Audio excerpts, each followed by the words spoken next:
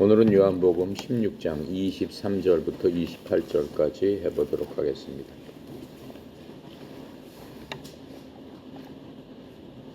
(16장) 23절부터 28절까지 우리 같이 읽고 시작하도록 하겠습니다. 23절입니다. 그날에는 너희가 아무것도 내게 묻지 아니하리라.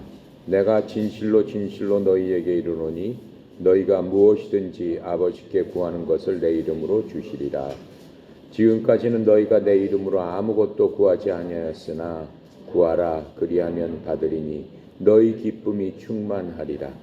이것을 비유로 너희에게 일렀거니와 내가 이르면 다시는 비유로 너희에게 이르지 않고 아버지에 대한 것을 밝히 이르리라.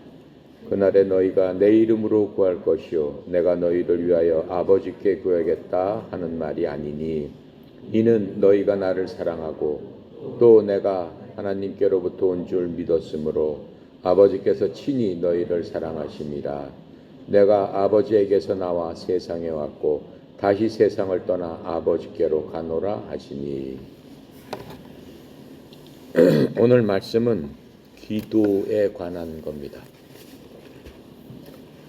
기도를 주제로 해서 예수님께서 제자들에게 말씀해 주고 계십니다. 23절에 보면은 그날에는 너희가 아무것도 내게 구하지 아니하리라 이렇게 말씀하시면서 진실로 진실로 내가 너희에게 이르노니 너희가 무엇이든지 내 이름으로 아버지께 구하면 아버지께서 그것을 너희에게 주시리라 라고 말씀하고 계세요. 그날에는 이라고 말씀하고 계십니다. 그날에는 너희가 아무것도 내게 구하지 아니하리라. 그럼 그날이 어떤 날일까요? 그날 성령님께서 오신 그 이후를 뜻하고 있는 겁니다. 잠시 후면 예수님께서는 고난을 받으시고 십자가에서 돌아가시게 됩니다. 예수님께서 돌아가신 후에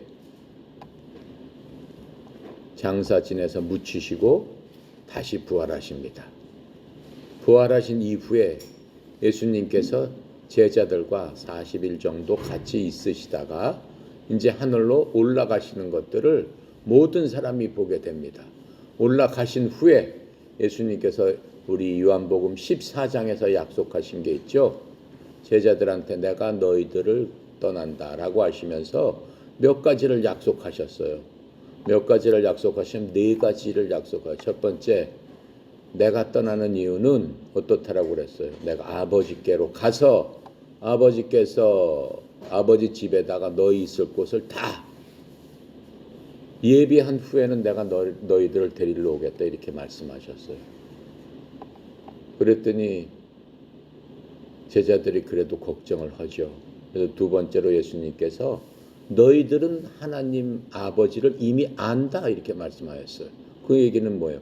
걱정하지 말아라. 창조주 하나님이 어떤 분이신지를 분명히 알고 내가 3년 동안 너희들한테 얘기해 준 그 모든 것들이 아버지께서 너희들한테 해주신 그것들이다. 그리고 내가 했던 모든 일들, 기적과 이적과 표적을 보여줬던 그 모든 것들도 다 아버지께서 하신 일이다. 이미 너희들은 하나님 아버지가 어떤 분이심을 안다 라고 안심을 시켜줬어요. 그래도 그 제자들은 불안해합니다. 그래서 예수님께서 어디로 가십니까? 라고 계속 묻습니다. 그러니까 예수님께서 세 번째로 제자들한테 말씀하십니다. 예수님께서 이제 내가 떠나는 것이 너희들한테는 더 유익이고 내가 아버지께로 가면은 아버지께서 영을 보내주시는데 성령님께서 너희들에게 오게 될 것이다. 그래서 내가 떠나는 것이 너희들에게는 훨씬 유익이다 라고 말씀하셨고, 또 예수님께서 너희들은 이제부터 기도를 해라. 기도를 해서 아버지께 구하면 무엇이든지 너희들이 얻게 될 것이다. 그리고 너희들이 내 안에, 내가 너희 안에 있을 적에 뭐든지 구해라. 그 얘기는 뭐예요? 예수님을 영접하는 자, 그 이름을 믿는 자, 그랬을 적에는 기도의 특권을 주시겠다라고 말씀하시는 겁니다. 예수님께서 돌아가시기 전에 다시 한번 이 기도 그 부분에 대해서 말씀을 해주고 계세요.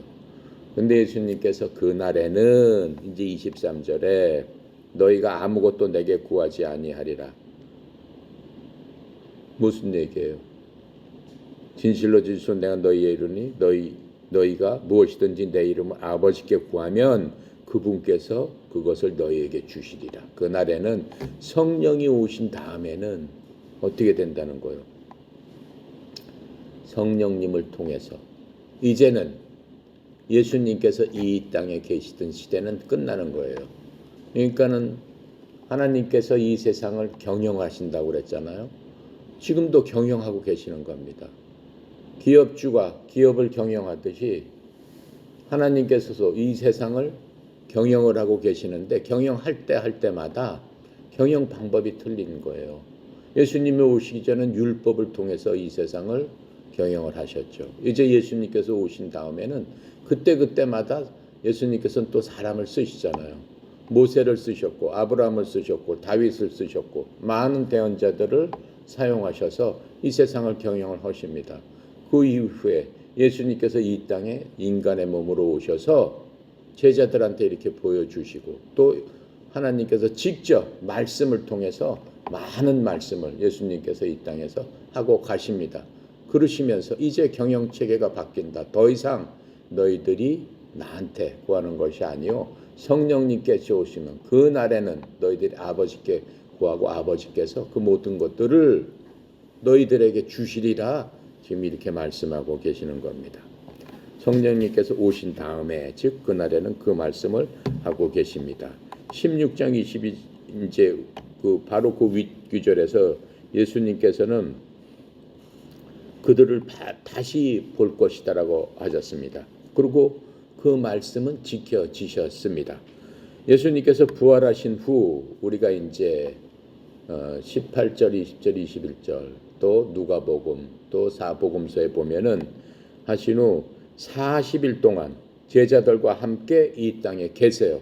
부활하신 후에 40일 동안 다시 살아나셔서 계시면서 제자들로 하여금 제자들은 이 땅에서 살아나가고 또 주님의 말씀을 전하고 또 주님께서 제자들한테 명령하신 것들을 순종하며 하기 위해서는 그들이 일하는 데 필요한 그러한 진리의 말씀들을 알려주시게 됩니다.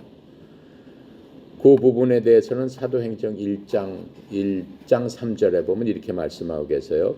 예수님께서 순환을 받으신 뒤에 또한 자신이 살아계심을 절대 확실한 많은 증거들로서 제자들에게 많은 사람들에게 보여주시고 40일 동안 그들에게 보이시며 40일 동안 살아나셔서 제자들과 함께 계속 있으시진 않으셨어요. 필요할 때마다 제자들한테 나타나셔서 주님께서 말씀으로 알려주시고 하나님의 왕국에 관한 것들을 말씀해 주셨어요. 천국에 대해서 천국의 비밀들을 이제 말씀해 주시는 것들을 우리가 알 수 있습니다. 그래서 주님께서는 제자들이 주님께 묻고 싶어 하는 것들을 주님이 이미 알고 계신다고 했죠. 19절에 보면은 그래서 주님께서 그들이 묻지 않을 날이 곧 올 것이다 라고 하는 것을 알고 계셨고 대신 하나님 아버지께 기도하면 필요한 것을 채워줄 날이 올 것이다 라고 하는 것들을 알고 계셨습니다. 그 날에는 뭐라고 얘기한 거예요? 성령님께서 오신 후에 예수님께서 이제 죽으시고 묻히고 부활하신 다음에 제자들과 잠깐 있다가 하늘로 올라가시고 제자들이 다락방에 모여서 성령님의 오심을 기다렸을 적에 호련히 성령님께서 오셔서 각 사람들한테 영이 임하는 것들을 우리가 사도행전 2장 3장에서 볼 수 있습니다. 자, 그래서 주님께서는 이 땅에 계시는 동안 성령님이 오시기 전에는 주님께서 직접 제자들한테 필요한 모든 것들을 채워주셨습니다. 이제 주님께서는 아버지께로 돌아가시게 됩니다. 아버지께로 천국으로 올라가시게 되면은 누가 채워준다는 거예요? 하나님께서 이제 제자들, 하나님 믿는 사람들의 필요한 것들을 채워주실 것이다라고 하는 거예요. 지금 우리는 어느 시대에 있는 거예요? 제자들과 같은 시대에 있는 거예요. 제자들 이후의 시대에 우리는 있는 거예요. 그래서 우리는 누가 필요한 것을 채워주신다는 거예요. 왜요? 하나님 아버지께서 채워줄 것이다라고 예수님께서 지금 이 말씀을 우리한테도 해주시고 있는 말씀입니다. 뭘로 채워주신다는 거예요? 기도로서. 기도했을 적에. 기도는 뭐예요? 요구하는 거예요. 여러분들 집에 가면은 아버지께 그 어린 애기들은 특히 이제 아빠가 집에 퇴근하고 오시면 어떻게 해요? 달려가서 아빠 뭐 주세요. 필요한 것들부터 먼저 얘기하잖아요. 그렇죠? 항상 필요한 거 먼저 하고 필요한 것들 어떻게 해주십시오라고 부모한테 요구하잖아요. 그게 기도예요. 기도는 영어로 asking이에요. 요구하는 거예요. pray도 있지만 asking 이렇게 영어에서는 asking이라고 사용을 하고 있습니다. 그래서 이러한 말씀은 주님께서 우리한테 해주신 약속이었고 기도는 믿는 사람의 놀라운 특권입니다. 우리가 요구할 수 있다라고 하는 거예요. 믿지 않는 사람은 어떻게 해? 아버지한테 아무리 요구해봤자 돼 안 돼? 될 수 없어요. 옆집 아이가 앞집 아저씨한테 아무리 얘기해봤자 줘요 안 줘요? 줄 수가 없어요. 듣지도 못해요. 알아듣지도 못해요. 무슨 얘기를 하는지 몰라요. 단지 하나님의 자녀들, 믿는 사람들한테는 기도는 하나님께 요구할 수 있는 큰 특권이다라고 지금 말씀하고 계십니다. 그래서 예수님께서는 기도에 관해서 이 땅에 오셔가지고 여러 번을 말씀해 주셨어요. 그리고 예수님 자신의 이 땅에서 사시는 동안에도 기도의 사례를 많이 보여주셨습니다. 주님은 기도하는 사람이셨어요. 무엇이든지 기도를 하셨어요. 아버지께 기도하고 아버지께 감사하고 항상 성경에는 그렇게 나오잖아요. 아버지께 눈을 들어 감사하셨더라. 아버지께 기도하고 오병이어의 기적도 만들고 항상 무슨 일을 하실 때마다 하나님 아버지께 간구했을 때 아버지께서 주님의 기도를 들어주셨음을 우리가 알고 있으면서 또 주님께서는 우리로 하여금 모범을 보여주셨다라고 하는 것들입니다. 그래서 다락방 메시지에서 주님은 기도를 이렇게 강조를 하시는 것을 볼 수 있습니다. 요한복음 14장 우리가 공부했던 12절부터 14절에는 그 기도에 대한 말씀을 이렇게 하셨어요. 진실로 진실로 내가 너희에게 이르노니 나를 믿는 자 또한 내가 하는 그 일들을 너희도 할 것이요 또 이것들보다 더 큰 일도 하리니 이는 내가 아버지께로 가기 때문이다 라고 하시면서 그 큰 일을 하기 위해서는 어떻게 하시는 거예요? 너희가 내 이름으로 무엇을 구하든지 내가 그것을 행하리니 이것은 아버지께서 아들 안에서 영광을 받게 하려 함이라. 너희가 내 이름으로 무엇이든지 구하면 내가 그것을 행하리라 라고 이미 요한복음 14장에서 제자들한테 다락방에 앉으셔서 이미 말씀해 주신 그런 부분입니다. 또 요한복음 15장 7절 16절에서는 뭐라고 말씀하시냐면은 너희가 내 안에 거하고 내 말들이 너희 안에 거하면 너희가 원하는 바를 구하라. 원하는 바를 구하기 위해서는 전제 조건이 있습니다. 우리가 주님 안에 구하고 주님께서 어떻게 우리 안에 거하시면은 즉 구원받고 성령 받은 사람들 얘기하는 겁니다. 그러면 그것이 너희에게 이루어지리라 라고 하시고 16절에 보면 너희가 나를 택하지 아니하고 내가 너희를 택하여 세웠나니 이것은 너희가 가서 열매를 맺게 하고 또 너희 열매가 남아있게 하며 또 너희가 내 이름으로 아버지께 무엇을 구하든지 그분께서 그것을 너희에게 주게 하려 함이라 이렇게 말씀하고 계세요. 어떻게 하는 거예요? 기도는 열매를 맺게 하려 하는 거다라고 하는 거예요. 근데 열매는 어떠한 열매가 있어야 되는 거예요? 나 자신의 열매가 아니다라고 하는 거예요. 내가 나중에 얘기해야겠지만 우리가 변해야 된다라고 하는 거예요. 변한 사람을 기준으로 해서 얘기하는 거예요. 우리는 세상에 나와 예수님 믿고 변한 나하고 두 사람이 있습니다. 내가 기도할 바가 무슨 일이든지 주님께서 듣고 들어주시겠다라고 한 얘기는 세상의 일들로 하나님께 기도했을 적에는 하나님과 상관없는 일이 돼버린다라고 하는 거예요. 그건 세상에 나로서 기도하는 거기 때문에 하나님께서는 그런 기도는 들어주시지 않습니다. 우리가 기도할 수 있는 기도는 뭐예요? 변화된 내가 아버지께 갔을 적에 진정한 아버지의 아들이 된다라고 하는 거예요. 세상에 나로서 아버지에 갔을 적에는 아버지는 퀘스천 마크죠. 저게 진짜 내 아들이냐라고 생각하실 수밖에 없다라고 하는 거예요. 그래서 예수님께서는 기도할 적에 내가 주님 안에, 주님께서 내 안에 있을 적에 우리가 무엇이든지 아버지께 구하면은 들어주시겠다라고 지금 기도의 특권에 대해서 그렇게 말씀을 해주시고 계십니다. 24절에 보면은 이제 이런 말씀을 하고 계시는 거죠. 지금까지는 너희가 내 이름으로 아무것도 구하지 아니하였으나 구하라 그리하면 받으니 너희 기쁨이 충만하리라. 기도하고 기쁨하고는 항상 같이 따라다니고 있습니다.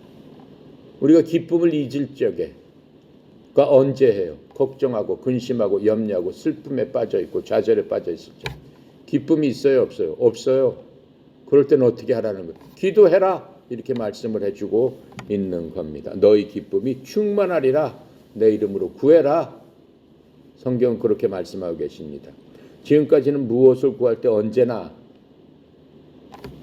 예수님 시대는 어느 시대라고 그랬어요? 구약 시대예요. 예수님이 그 제자들은 다 구약 시대 때 제자들이에요. 그 베드로나 뭐 이런 사람들은 어떻게 한 사람이에요? 구약 시대 때 예수님을 만났지만 신약 시대를 연 사람들이죠. 바울도 마찬가지고 예수님의 모든 제자들은 율법 아래 있었던 사람들이에요. 예수님께서 신약은 언제부터 이루어진다라고 했어요? 예수님께서 돌아가시고 나서 신약 시대는 시작되는 거예요. 그건 무슨 얘기예요? 아까 내가 하나님의 경륜에 대해서 얘기했죠. 하나님께서 이 세상을 경영하시는 것을 하나님의 경륜이라고 합니다. 그 하나님의 경륜이 제자들하고 있을 때 하고 또 예수님께서 승천하셔가지고 성령님을 보내셨을 때하고는 완전히 틀리게 되는 겁니다. 우리는 어느 시대 때 사는 거예요? 성령님이 이 땅에 내려오신 그 시대 때 사람이에요. 그것을 성경에서는 신약이라고 얘기하잖아요. 그래서 성경책도 나눠져 있잖아요. 구약 성경, 신약 성경.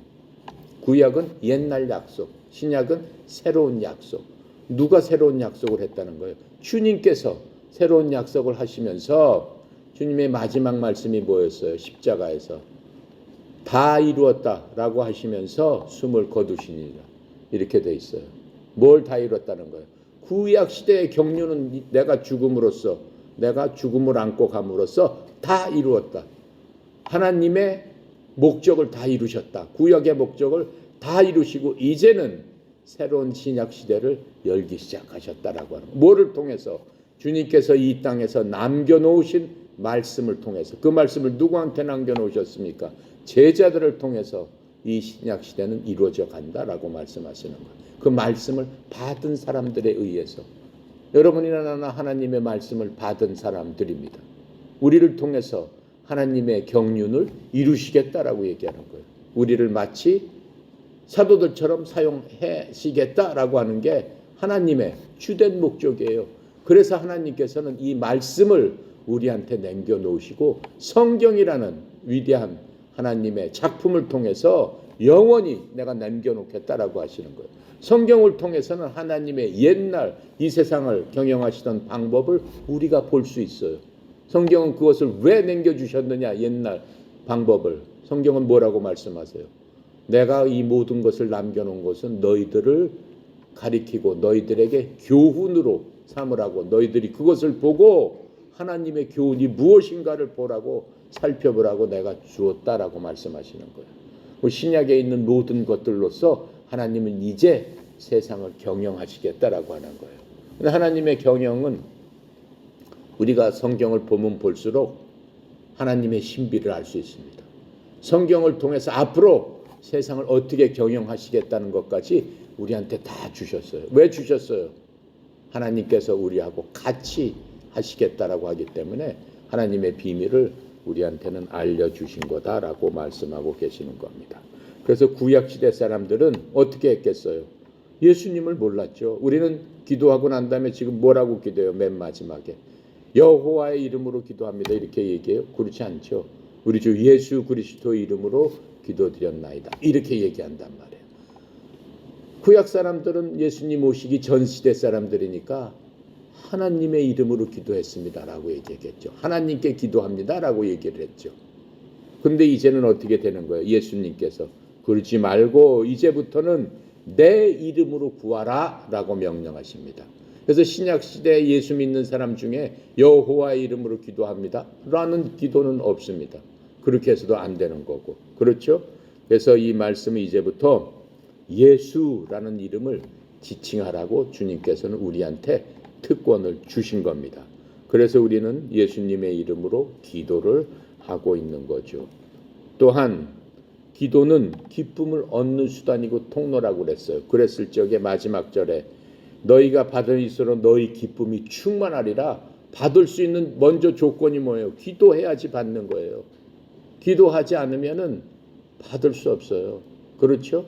물론 하나님께서는 기도하지 않더라도 하나님께서는 전지전능하신 분이기 때문에 필요에 따라서 우리에게 필요한 것들을 공급해 주시기를 원하고 주시길 원하는 거예요. 하지만 기본적으로는 어떻게 해야 되는? 주님한테 요구하라. asking 해라. 요구해라. 기도해라. 이렇게 말씀하고 계시는 겁니다. 그래서 빌립보서 4장 6절에는 이렇게 말씀하고 계세요. 예수님을 믿고 하나님의 자녀되고 성령께서 너희 속에 계신 모든 사람들한테는 이렇게 말씀하고 계시는 거예요. 빌립보서 4장 6절에 무슨 일에든지 아무 것에서도 염려하지 말고 오직 모든 일에 기도와 간구로 너희 구할 것을 감사함으로 아버지께 아뢰라. 이렇게 말씀하고 있는 거예요. 그러면 어떻다라고 하는 거예요? 데살로니가 전서 5장 16절 17절을 보면은 항상 기뻐하라.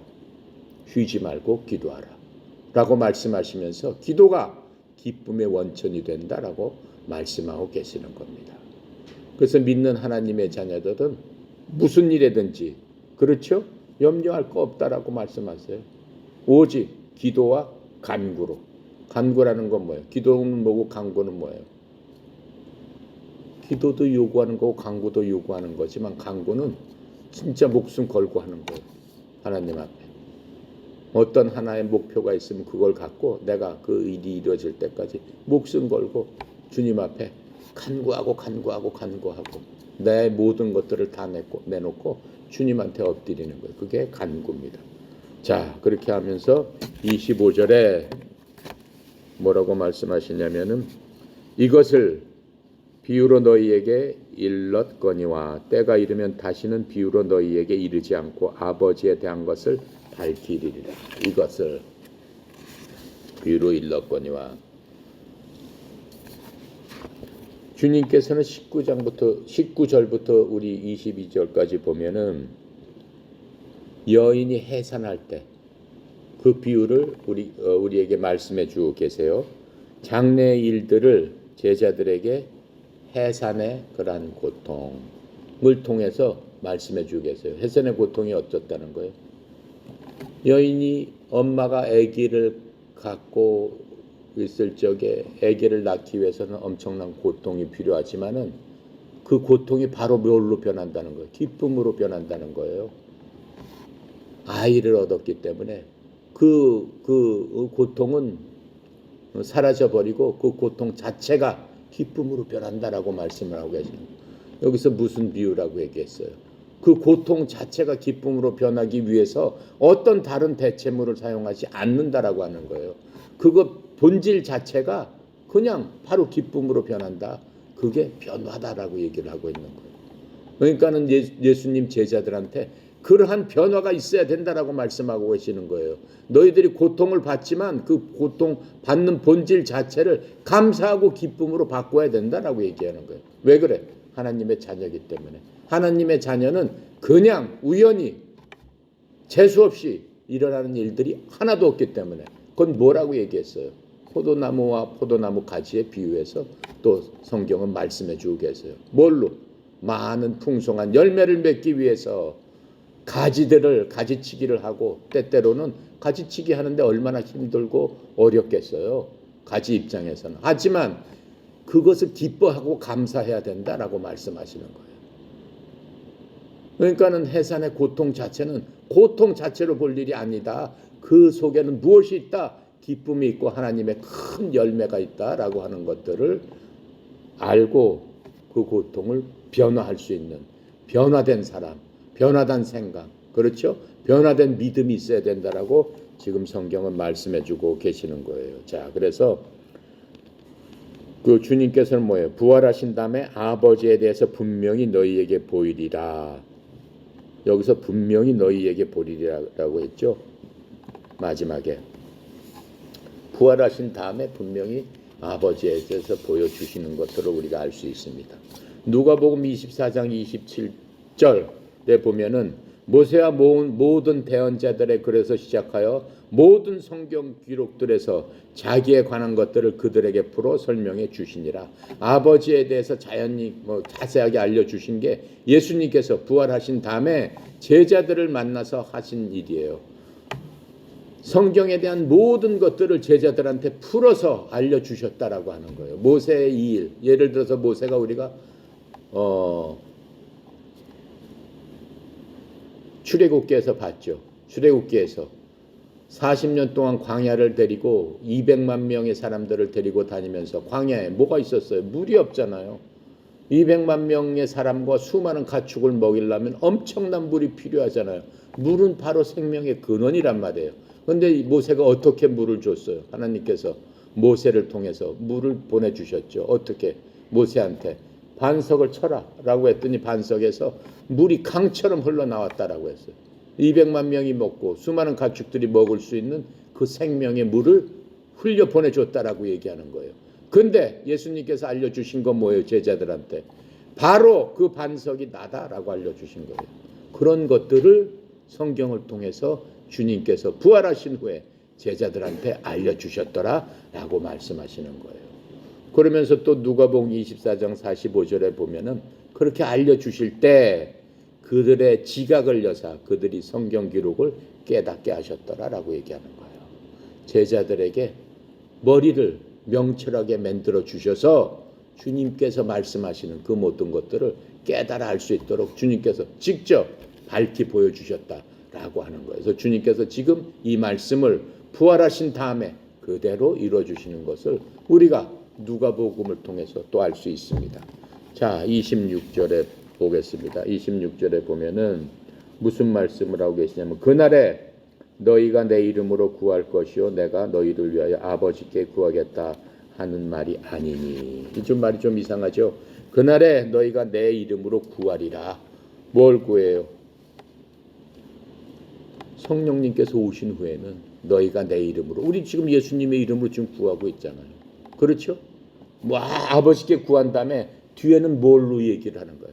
예수님의 이름으로 기도드렸나이다. 왜 예수님의 이름으로 기도를 드려요? 왜 그렇게 말씀을 하실까? 요한복음 14장 6절에 있어요. 그 비기는. 예수님은 뭐예요? 길이요 진리요 생명이기 때문에 그렇다란 말이에요. 우리가 갈 길은 예수님을 통해서 아버지한테 가기 때문에 예수님의 이름으로 아버지께 나가는 길이란 말이에요. 기도 자체도 그렇게 하고 있다라는 거예요. 주님께서 그렇게 말씀하셨죠. 나는 길이요 진리요 생명이다. 나로 말미암지 않고는 아버지에게 올 자가 없느니라. 기도도 마찬가지죠. 아버지께서 들으셔야 되는데 뭘 통해서? 길이요 진리요 생명이신 주님을 통해서 우리가 아버지께 나간단 말이에요. 우리의 모든 소원, 우리의 모든 간구도 아버지를 통해서 나간단 말이에요. 그렇죠? 예수님을 통해서 마리아를 통해서 나가는 게 아니에요. 천주교는 마리아한테 기도하잖아요. 그건 아닌 거예요, 그거는. 네, 마리아는 그냥 사람이에요. 평범한 우리의 사람이에요. 물론 마리아를 통해서 주님이 인간의 몸으로 나오셨지만은 천주교가 얘기하는 그러한 성스러운 그러한 사람이 아니에요. 그냥 우리와 똑같은 사람이기 때문에 우리는 예수님을 통해서 주님 앞에 나갈 수 있다라고 지금 성경은 말씀해주고 있습니다. 주님께서는 지금 여기서 우리가 좀 헷갈리는 건 내가 너희를 위해 아버지께 기도하겠다고 너희에게 말하지 아니하노니 무슨 얘기예요? 살아 계실 때처럼 이 제자들을 위해서 직접 기도를 해주시고 직접 제자들을 위해서 기도하잖아요. 주님께서 주신 이 소자 중에 한 사람도 내가 잃지 않게 하여 주시옵소서, 보호해 주시옵소서 라고 말씀하시는 거거든요. 그런 기도는 하지 않는다라고 하는 거예요. 그럼 주님께서는 전혀 우리를 위해서 기도하지 않으세요? 아니죠. 그 말씀을 하는 게 아니에요. 주님께서는 어떻게 가셨어요? 천국에 가서 하나님 우편에 앉아 계시면서 주님께서 하시는 일 중에 중요한 일 중에 하나가 뭐예요? 지금 우리를 위해서 천국의 대제사장이 되셔서 하나님의 백성, 주님의 자녀를 위해서 우리를 위해서 중보하고 기도하시느니라. 그러면서 주님께서는 우리의 변호사가 되셔서 우리를 위해서 아버지께 변호하시느니라 라고 말씀하고 계세요. 그게 아버지의 사역이란 말이에요. 주님의 사역이란 말이에요. 예수님의 사역이란 말이에요. 천국에 가신 하나님의 아들의 지금 사역이 그렇단 말이에요. 그렇기 때문에 지금 이 말씀은 그 말씀을 하고 있는 건 아닙니다.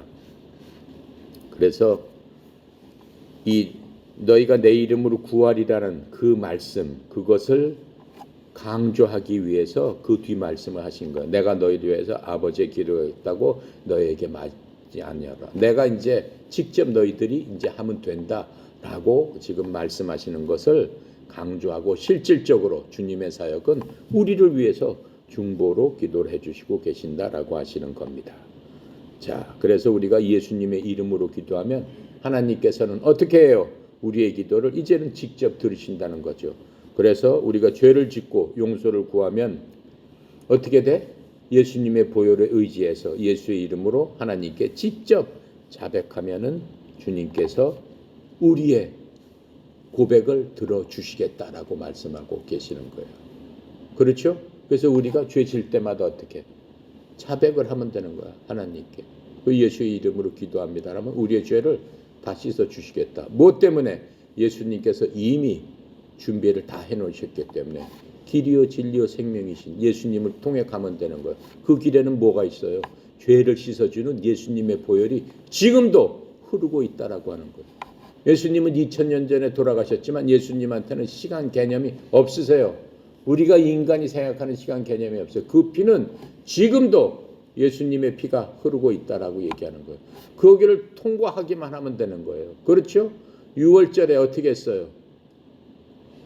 이집트에서 떠나 내려올 적에 이집트 모든 사람들한테 그렇죠? 하나님께서 이집트 6월절 날 양을 잡아서 문설주에 발라라. 그러면은 죽음의 사자가 그 피를 보고 그 죽음이 그 집을 통과해서 건너가리라라고 말씀하셨어요. 그 예수님의 6월절의 어린 양의 피가 지금도 우리 앞에 흐르고 있다라고 말씀하시는 거예요. 죄 질 때마다 그 피를 통과해야 된다라고 말씀하고 계시는 거예요. 그게 뭐예요? 주님 앞에 죄를 자백하는 거예요. 그 말씀 어디에 있어요? 요한일서 1장 9절에 있어요. 찾아볼까요? 중요한 거니까. 우리가 매일매일 해야 되는 거니까. 어떻게 우리의 죄를 자백했을 적에 주님께서 고쳐주실까? 요한일서 1장 9절입니다. 만일 우리가 우리 죄를 자백하면 그는 미쁘시고 의로우사 우리의 죄를 사하시며 우리를 모든 불의에서 깨끗하게 하실 것이요. 그렇죠? 그렇게 해주시겠다라고 약속해요. 왜 그래? 예수님의 십자가에서 흘린 그 피의 공로로 말미암아. 즉 무슨 뜻이에요? 내가 그렇게 피를 흘려야 돼. 죄 질 때마다 내가 피 흘리고 죽어야 마땅한데 내가 죽는 대신에 예수님의 그 피가 아직도 유효하게 흐르고 있다라고 하는 거예요. 그 피 속을 지나갈 때마다 내 죄는 그 피로 인해서 하얗게 눈처럼 양털처럼 하얗게 너는 씻음을 받았다라고 말씀하고 계시는 겁니다. 자, 그렇게 하고 이제 27절로 갑니다. 27절. 이는 너희가 나를 사랑하고 또 내가 하나님께로 온 줄 믿었으므로 아버지께서 친히 너희를 사랑하심이다. 26절과 27절에서 예수님께서는 우리들한테 이제는 새로운 상황이다라고 말씀하시는 거예요. 제자들한테 새로운 상황, 다 새로운 상황이잖아요. 제자들한테는 여태까지 제자들이 했던 모든 그러한 그 상황이 완전히 예수님께서 상황이 변했다라고 말씀해 주시는 거예요. 자, 그래서 이제 예수님께서 조금 있으면은 돌아가시고 부활하시고 하늘로 올라가시고 그 다음에 성령님께서 오시기 때문에 주님께서 더 이상 어떻게 해요? 그들에게 뭐가 필요해요? 하나님을 더 자세히 알고 앞으로의 일들을 더 자세히 알아야 되는 어떤 통찰력이 필요해요. 영적인 일들이 계속 일어나는 거예요. 성령님께서 오신다고 하는 것은 영적인 일이죠. 인간의 세상에서는 있을 수 없는 거죠. 인간의 눈으로 봤을 적엔 그거 말도 안 되는 일이고 그게 뭐 눈으로 안 보이는데 뭔 얘기냐라고 하겠죠. 영적인 통찰력이 필요하지만 주님께서는 그 부분에 대해서는 이제 더 이상 말씀하시지 않습니다. 누가 알려주실 것이기 때문에 오시는 성령님께서 그 모든 것들을 깨달아 알게 해주시기 때문에 주님께서는 거기까지만 말씀을 하고 계시는 거예요. 그래서 주님께서는 평범하게 제자들한테 아버지에 대해서 그냥 평범한 그런 어조로 말씀을 하십니다. 그래서 주님께서는 자신의 그러한 이 땅에서 알려줘야 될 그러한 모든 것들을 알려주셨고 주님께서 이 제자들한테는 상징적인 이미지로서 그 모든 것들을 알려주셨어요. 처음에 상징적으로 한 게 뭐예요? 갑자기 만찬을 하시다가 제자들의 발을 씻기시죠. 또 말씀하시면서 포도나무 비유로 말씀하시죠. 내가 아버지의 집에 간다면서 아버지의 집이라는 그런 것들을 말씀하시고 또 아이 출생에 대해서 산고에 대해서 그 모든 것들을 비유로 말씀하시는데 이러한 모든 것들이 며칠 후면은 이 제자들한테 밝히 명확하게 깨달아 알 수 있게 되는 그러한 일들이 발생하게 되는 겁니다. 누구로부터 알게 되는 거예요? 성령님으로부터. 그 모든 일의 실체가 무엇이었구나라고 하는 것들을 깨달아 알 수 있는 일들이 나오기 때문에 예수님께서 더 이상 설명을 하시지 않습니다. 자, 그래서 우리가 이렇게 성경 공부를 하고 또 이 하나님의 말씀을 우리가 배우면서 우리가 하는 목적은 뭡니까? 진리를 하나님의 말씀을 이해하는 것, 그것도 중요하죠. 하지만 더 중요한 건 뭐예요? 하나님 아버지를 알도록 하는 데 있다라고 하는 거예요. 알도록 하는데. 왜 그래요? 아버지 아는 것이 곧 영생이다 라고 말씀하셨기 때문에 그렇습니다. 아버지를 알면 알수록 하나님의 생명 안에 우리가 깊숙이 들어가는 거예요. 그건 성경은 그것을 우리한테 뭐라고 얘기합니까? 너희들이 하나님의 본성에 참여하는 자가 되느니라 이렇게 말씀하세요. 영어로는 divine nature, divine, 성자의 본성에 참여하는, 신성에 참여하는 그러한 자로 우리를 삼아 주시겠다라고 하는 거예요. 성경은 그래서 그런 사람을 뭐라고 해요? 너희들은 신들이다 이렇게 말씀하세요. 자, 이제는 주님께서 새로운 가르침을 주시는 거예요. 변화된 가르침으로서 예전에 했던 말씀보다는 변화된 가르침. 요한복음은 이 변화된 가르침을 알려주시는 책이에요. 그러니까 요한복음이 성경 중에서 어떻게 보면 가장 어려운 책이에요. 히브리서도 어려운 책이지만은 요한복음이 사실은 더 어려운 책입니다. 왜 그래? 완전히 변화된 것을 가르쳐 주시기 때문에 그래요. 그래서 제자들의 기도도 이제는 새롭게 변화돼야 된다라고 말씀하시고 설명을 해 주신 겁니다. 자, 그러시면서 예수님께서는 이제 아버지께 돌아가시고 그곳에서 우리의 대제사장으로서 우리를 위해서 중보하고 계신다라고 성경은 말씀하고 계세요. 어디서 말씀하고 계십니까? 로마서 8장 34절에서 말씀하고 계세요. 8장 34절을 보면은 이렇게 말씀하세요. 누가 정죄하리요? 죽으신 분은 그리스도시요 참으로 다시 일어나신 분도 그리스도시니 그분께서 바로 하나님의 오른편에 계시며 또한 우리를 위해 중보하시느니라. 중보가 뭐예요? 우리를 위해서 대신 기도해 주고 계신다라고 말씀하세요. 히브리서 7장 25절도 이렇게 말씀하세요. 그러므로 그분께서 항상 살아계셔서 그들을 위해 중보하심을 보건대 그분은 또한 자기를 통하여 하나님께 나오는 자들을 끝까지 구원하실 수 있느니라. 이 땅에 계실 때뿐만 아니라 제자들을 통해서 우리를 통해서 믿고 하나님 앞에 나오는 모든 사람들을 주님께서는 충분히 구원을 해 주신다라고 말씀하고 계세요. 또한 주님께서 하시는 일은 우리를 위해서 변호사가 돼 주신다라고 얘기하는 거예요. 요한 1서 2장 1절에 보면 이렇게 말씀하세요. 나의 어린 자녀들아 내가 이것들을 너희에게 쓰는 것은 너희가 죄를 짓지 아니하게 하려 함이라.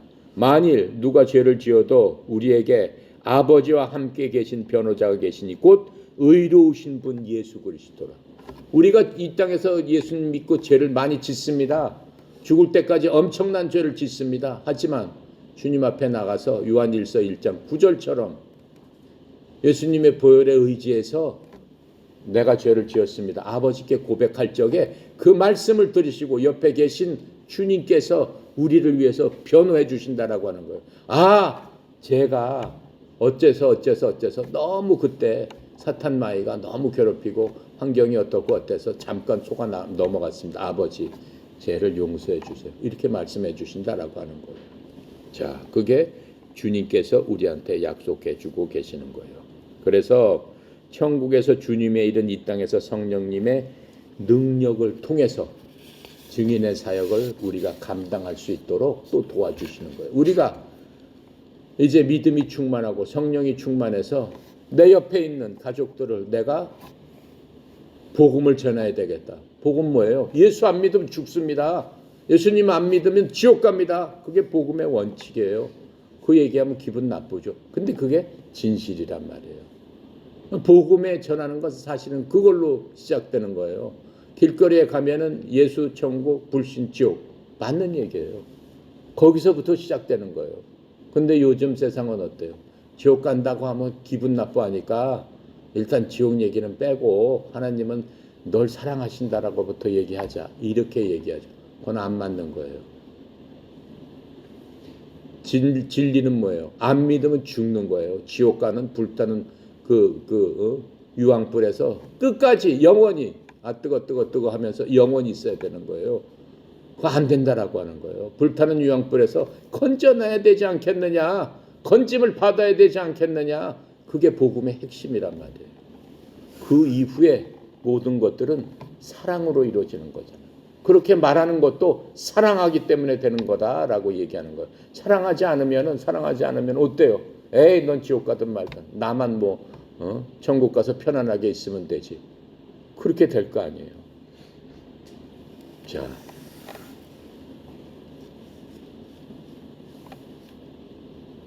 사도행전에 보면 초창기 교회는 모든 일을 함에 있어서 기도에 의지했다라고 하는 것들을 볼 수 있습니다.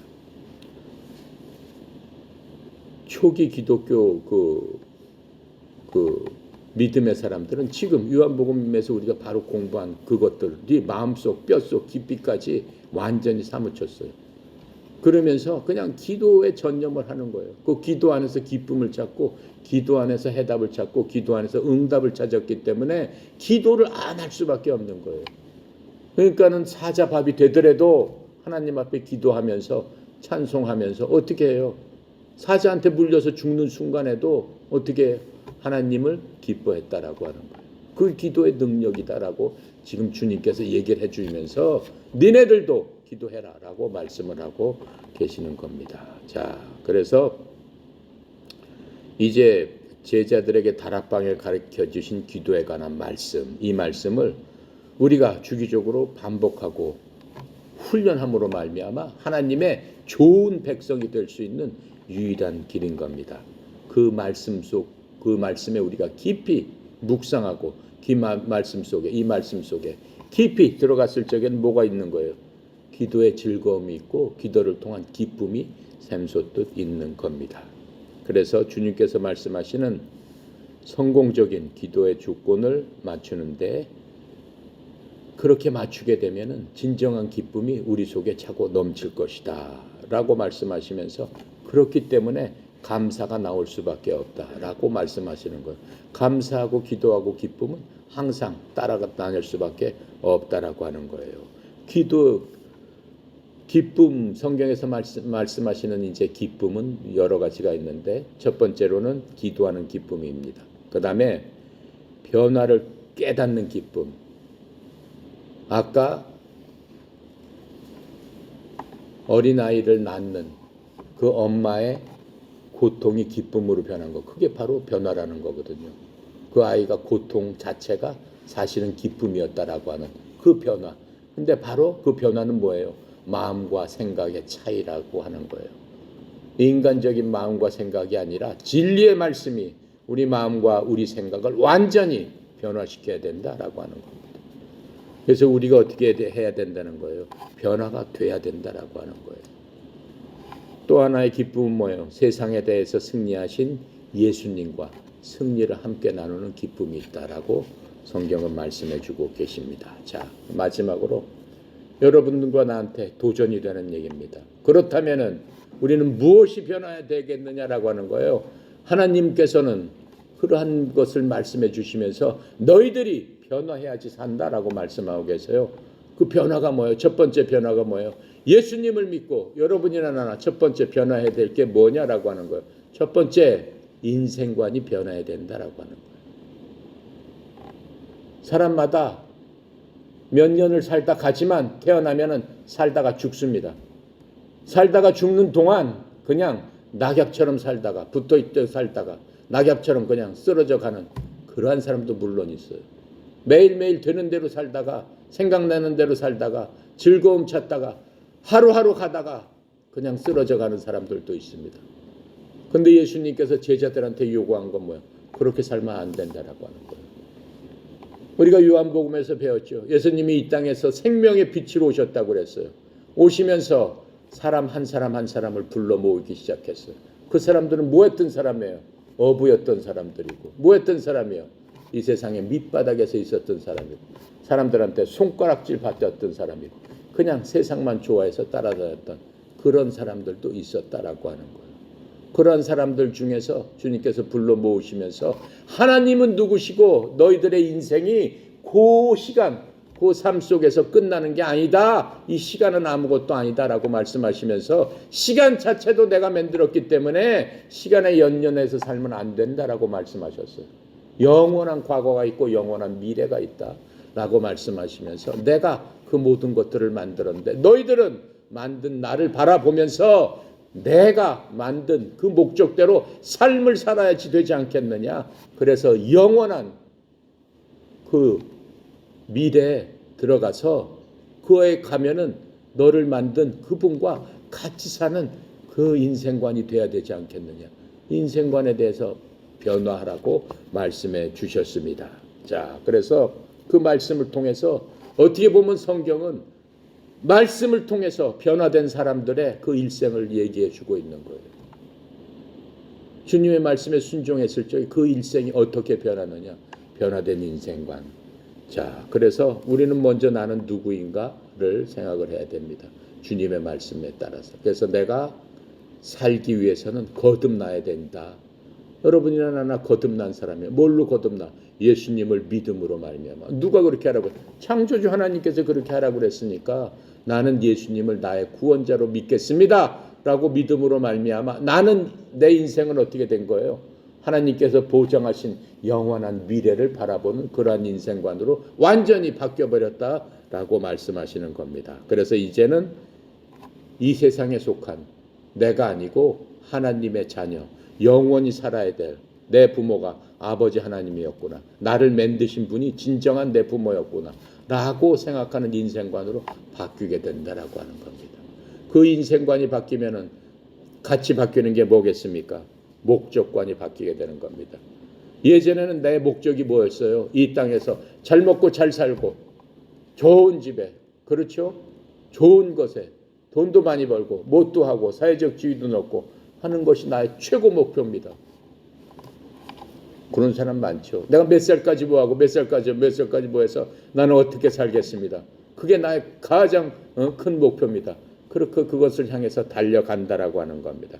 그런데 우리의 인생관이 바뀌었기 때문에 우리의 인생관은 뭐예요? 나는 하나님과 영원히 살 것이다. 누가 뭐래도 나는 영원히 살 것이다. 주님께서 예비하신 그 집이 내 집이다. 나는 영원히 살 것이다.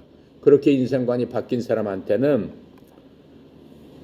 하나님을 바라보고 그 영원히 사는 것에 대해서 내가 초점이 맞춰지는 그 목적관이 바뀌어지게 됩니다. 소망이 글로 옮겨지게 되는 거죠. 이사야서 43장 7절에 보면은 하나님께서 이렇게 말씀하고 계세요. 곧 내 이름으로 불리는 모든 자라. 그게 누구예요? 구원받은 모든 사람한테 얘기하시는 거예요. 뭐라고 얘기하세요? 내가 내 영광을 위해서 그를 창조하고 그를 지었으며 참으로 내가 그를 만들었느니라. 하나님을 믿고 구원받은 사람한테는 하나님께서 뭐라고 그래? 내 영광을 위해서 너를 만들었다. 내 영광을 위해서 하나님께서 여러분들한테 지금 얘기하는 거예요. 하나님의 영광을 위해서 너희들이 만들어졌다. 너희들이 지금 이 자리에 앉아있는 거다. 앉아있는 목적은, 숨을 쉬고 있는 목적은 내 영광을 위해서 창조된 자들이다. 이렇게 말씀하고 계시는 거예요. 그렇기 때문에 목적이 바뀌는 거예요. 내 목적은 하나님의 영광을 위해서 살아야 되겠구나. 그게 내 인생의 목표다라고 바뀌게 되는 겁니다. 인생의 목표가 바뀌게 되면 뭐가 바뀌어요? 가치관이 바뀌게 되는 겁니다. 영원한 것, 진리에 대한 추구, 이 가치관이 바뀌게 되는 겁니다. 내가 여태까지 봤던 돈이나 건강이나 자녀나 몸이나 이 땅에다 다 놓고 갑니다. 여러분 그 중에서 하나라도 갖고 갈 수 있는 거 있어요? 여러분 돈을 갖고 가겠어요? 여러분 자녀가를 같이 데리고 가겠어요? 다 놓고 가는 거예요. 하나님께서 뭐라고 해요? 그 모든 것은 네가 이 땅에 살 동안 내가 빌려준 것이다 라고 말씀하시는 거예요. 내가 부를 적에 너희들은 그 자리에 다 놓고 나한테 와야 된다. 대신에 뭐예요? 내가 내 호흡으로 불어준 네 영혼은 영원하다라고 얘기하는 거예요. 나는 그 영혼만 받는다라고 말씀하시는 거예요. 그렇죠? 그럼 어떻게 되는 거예요? 영원히 구원을 받아야 된다라고 하는 거예요. 가치관이 바뀌게 되는 거예요. 인생의 최고 가치가 내 영혼에 있구나. 영원한 나는 혼이구나라고 얘기하는 거예요. 성경은 사람을 사람이라고 얘기하지 않습니다. 사람을 지칭할 적에 혼 이렇게 얘기합니다. 한 혼이 거기 있었다 이렇게 얘기하는 거예요. 왜 그래? 그 사람은 그 몸이 완전히 빌려 쓴 거고 그 몸 자체는 진정한 그 사람이 아니다라고 얘기하는 거예요. 하나님이 보시는 진정한 그 사람은 그 사람 속에 들어있는 혼을 보신다라고 하는 거예요. 그렇기 때문에 성경은 그 사람의 생각과 의도를 주님께서는 꿰뚫고 있다 이렇게 말씀하시는 거예요. 사람을 보는 게 아니고 그 사람의 생각과 의도, 그게 바로 혼이다라고 성경은 말씀하고 계시는 거예요. 그래서 영혼은 영원하기 때문에 영혼 구원이 내 인생의 최고 가치가 된다라고 하는 겁니다. 최고 가치가 되는 사람은 무엇이 바뀌는 거예요? What to do? 내가 무엇을 할 것인가? 내가 이 세상에 태어나서 what to do? 무엇을 할 것인가가 바뀌어버리는 거예요. What to do는 이미 정해져 있는 거예요. 어떻게 할 것인가? How to do? 내가 어떻게 해요? 내 혼을 풍성하게 하고 내 영혼을 풍성하게 할 것인가? 내가 어떻게 하나님의 영광이 최고인 가치 그것을 위해서 살 것인가 했을 적에 하나님께서 뭐라고 그러세요? 성령님께서 내 속에 있는 성령님께서 내가 내 가치와 똑같은 가치가 됐기 때문에 네가 디바인 네이처 하나님의 본성에 참여한 자가 됐기 때문에 이제부터는 성령님께서 너에게 지혜를 주시고 필요한 모든 것들을 내가 붙여줄 것이다. 환경을 바꿔줄 것이며 너한테 필요한 사람을 내가 붙이리라 성령님께서 말씀해 주고 계시는 겁니다. 마지막으로 우리한테는 세계관이 바뀌게 됩니다. 이 세상은 어떻습니까? 영원한 게 없어요. 이 정권은 어떻습니까? 영원한 게 없어요. 우리나라는 참 불쌍하잖아요. 그렇죠? 무소불위의 권력을 가졌던 대통령 두 분이 지금 어디에 가 있어요? 감옥에 가 있잖아요. 진리라는 없는 거. 그때는 그게 최고였어요. 근데 어떻게 됐어요? 까뒤집고 보니까 까뒤집는 것도 몇 년 후면은 다 까뒤펴지잖아요. 그렇죠? 우리가 역사적으로 봤지만 엄청난 대제국들, 그렇죠? 이집트나 페르시아나 로마나, 그렇죠? 가깝게는 소련이나 다 어떻게 돼버렸어요? 다 망해버렸잖아요. 영원한 건 없다라고. 그건 다 진리가 아니다라고 하는 거. 세상 모든 것들은 다 쓰러져가는 뭐라고 그랬어요? 부정한 물건 같다라고 성경은 얘기하고 있어요. 모든 것들은 부정한 물건 같고 걸레와 누더기 같다라고 말씀하고 계세요. 그래서 이 세상 모든 것들은 낙엽이 떨어지듯이 그거 자체가 갖고 있는 불의에 의해서 불법에 의해서 바람처럼 다 쓸려 나가 버린다라고 성경은 말씀하고 있는 것입니다. 자, 그래서 우리는 하나님께서 주시는 진리 바로 생명이고 영원한 생명이고 영원한 빛인 그 진리를 찾는 것이 우리의 가장 큰 가치고 가장 세계관이 거기에 있는 가장 목적관이 거기에 있다라고 우리는 주님 앞에 고백하고 우리의 삶이 그렇게 된다라고 얘기하고 있는 겁니다. 우리가 변화될 적에 성령님께서는 뭐라고 얘기해 주시는 거예요? 너를 지키고 내가 너와 항상 함께 있겠다라고 얘기하시면서 시편 18편 1절부터 2절까지 우리에게 약속하신 말씀이에요. 제가 읽고 마치도록 하겠습니다. 시편 18편 1절 2절입니다. 오 나의 힘이 되시는 주여 내가 주를 사랑하나이다 라고 했을 적에 주님께서 주는 나의 반석이시오 나의 요새시오 나의 굿줄자시오 나의 하나님이시오 내가 신뢰할 나의 힘이시오 나의 방패시오 나의 구원의 삐루시오 나의 높은 망대시로다. 아멘. 기도하고 마칩니다. 범사시고 거룩하신 아버지 하나님 참으로 은혜 감사합니다. 이제 하나님의 경륜이 우리처럼 이방인들에게까지도 미쳐서 저희들이 아버지 하나님을 아버지라고 부르며 참 자녀로서의 삶을 살기 원합니다. 이제 새로운 변화, 주님의 말씀처럼 이 새로운 것들을 갖고 주님 앞에 담대히 나아갈 수 있는 믿음을 허락하여 주시고 특별히 성령님을 우리 한 사람 한 사람마다 보내주셔서 생각나게 하시고 또 위로하시고 이 세상 힘들고 어렵고 주님과 대적하는 이 세상에 저희들이 살고 있지만 그 모든 대적을 믿음으로 또 성령의 능력으로 말미암아 이겨나고 우리의 영원한 가치가 주님 앞에 있고 우리의 목적이 하나님을 영광스럽게 영화롭게 하는 것에 있음을 다시 한번 믿음으로 고백하오니 고개 숙인 하나님의 자녀들 주님 축복하여 주시옵시고 지켜주시옵시고 하나님께서 그 얼굴의 빛으로 은혜 베풀어 주시고 하나님께서 그 얼굴을 사랑하는 자녀들을 향하여 주사 마음속에 깊은 주님이 주시는 평강 가운데 자유를 얻는 놀라운 은혜 가운데 거할 수 있도록 주여 축복하여 주시옵소서.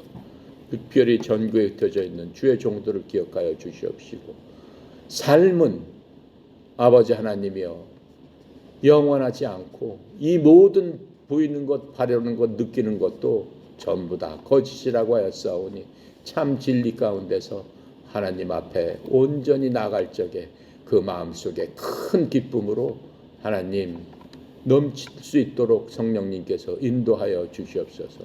특별히 성령 이사장님 이 협회를 이끌고 나가며 여러 가지로 세상적으로 힘들고 어렵다 할지라도 주께서 때에 따라 돕는 은혜와 하나님께서 예비하신 천사들과 하나님께서 예비하신 사람들에 의해서 이 협회가 하나님의 목적을 이루는데 쓰임받는 미랄이 될 수 있도록 주여 주의 종을 축복하여 주시옵소서.